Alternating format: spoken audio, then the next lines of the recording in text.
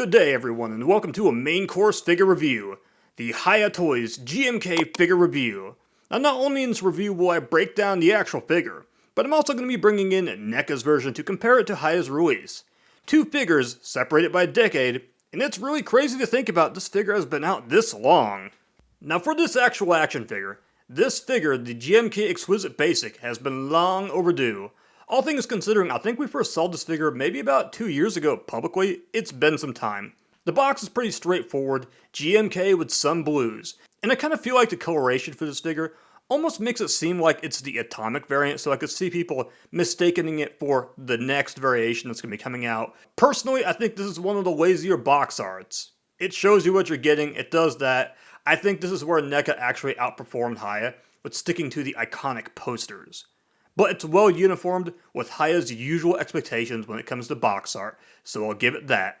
On one side of the box we have this gnarly profile shot of Godzilla with metallic outlines. The other side, big feet. Top and bottom are exactly the same, white text advertising Godzilla 2001, and here's a look at the back that continues with the minimalistic art. One promo shot and a QR code, that's all we got. Put this to the side, let's talk about the actual action figure. How does Hiya approach GMK?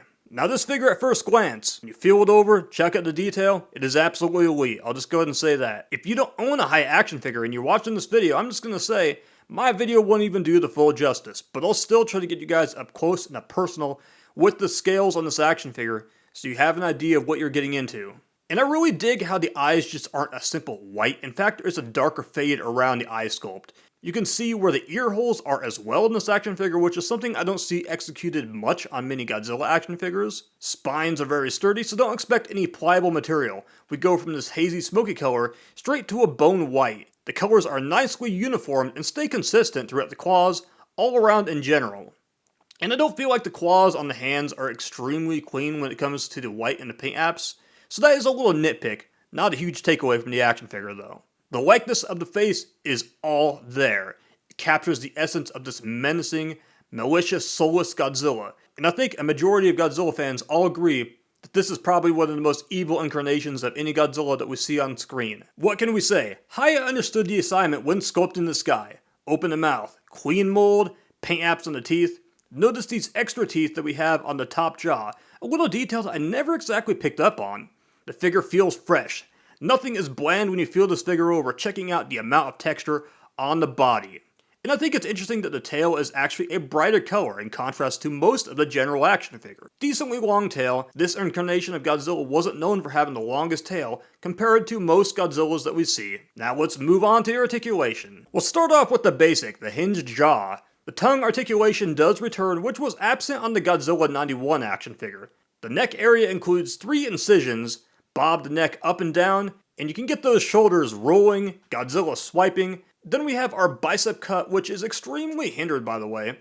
Double jointed elbows, the wrist separates and ends on a ball joint, so you can swap the hands. More on that in a moment. And one great note about this action figure is the abs don't have a lot of limitations. I mean, you can get this guy all around. Solid leg movement, you can get this guy rocking.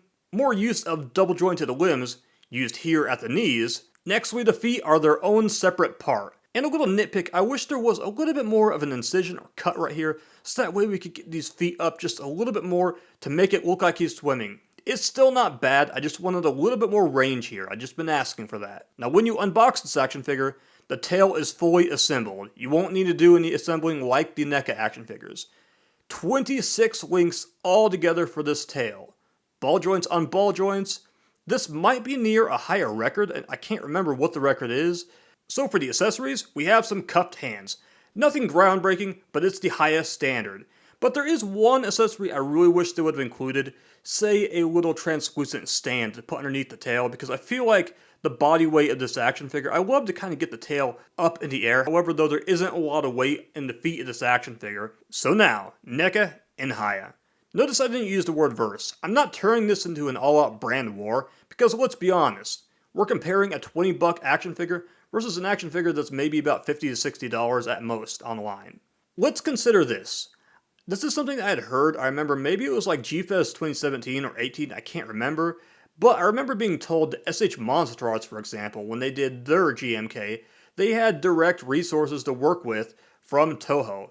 NECA did not have direct access to anything, props, nothing like that, suits. This might explain whether Toho Godzillas were inferior to the legendary Godzilla action figures, which I understand those were being worked from the CGI files. So it's a little difficult when you're working from limited resources trying to make a movie-accurate action figure. It just can't happen, but they did their best. Now, side to side, I've never been a big fan of the arched posture that NECA has on theirs.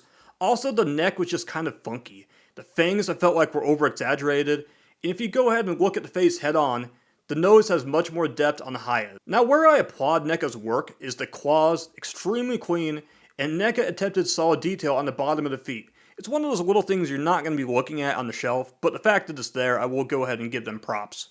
Overall though, NECA's approach in terms of detail and sculpt and paint apps was pretty linear. I attribute this to a cheaper product. NECA does have pliable material for the spines and favors the bendy wire, which was something they were really big on at the time. That of which was NECA's biggest approach, at least, until the later action figures right before NECA had lost the Godzilla license. I won't trash this action figure. It's a product of its time, like I said earlier. Even at the time it released, it was technically inferior to the SH Monsterarts GMK. But you were paying $20 to $25 for a simpler figure, and I don't feel like NECA, as big of a company as they are, and how they have been ruling the AVP line, I don't feel like they ever had the chance to get the leverage that SH Monsterarts or Hiya got. It's not a bad action figure, and when I look at it on the shelf, it's one of those ones I think of very fond memories of the year it came out. But now, for Hiya, they have really done a good job giving us a decent GMK at a solid price range that's not over $100. So this action figure is a good spend for what you're getting. Now with that said, let's turn it over to the size comparisons, and we'll start with NECA GMK, SH Mechagodzilla 21, Hiya Scylla, Hiya Godzilla 2019, SH Monsterarts Hedorah, NECA Godzilla 64, Hiya Godzilla 91, Hiya King Ghidorah 91. So, my closing statements on this action figure. It was worth the wait. I'm proud that Hiya Toys didn't make us wait a little bit longer and need to go ahead and mail out new head sculpts. While I applaud the fact that Hiya listened to customers after they botched the Godzilla 91 head sculpt, these figures should never make it out with the inferior head sculpts. And as of right now, we're going full force into the Toho classic designs. Godzilla 2000 is expected to be next. This is an amazing opportunity for Hiya to make a huge splash, impress buyers, and people that are interested in this brand. Calcus.com is my favorite site. I recommend them. I advise you guys to go ahead and use the link down in the info section if you'd like to get them now. That way you can bypass waiting maybe like 5 to 6 months if you're going through these domestic sites. If you prefer to support those sites like Big Bad Toy Store or GameStop, hey, that's up to you. I'm not going to make fun of you. I just have my personal favorite, so I've got it down below once again. Use it if you'd like. Let me know what you think of this action figure. I feel like it struck every sweet spot on this incarnation of Godzilla. You getting it? You passing on it? Or are you going to wait until the Atomic Breath variant comes out? Catch you guys around. Leave a like and subscribe if you guys wish. I appreciate you guys and the support. Peace.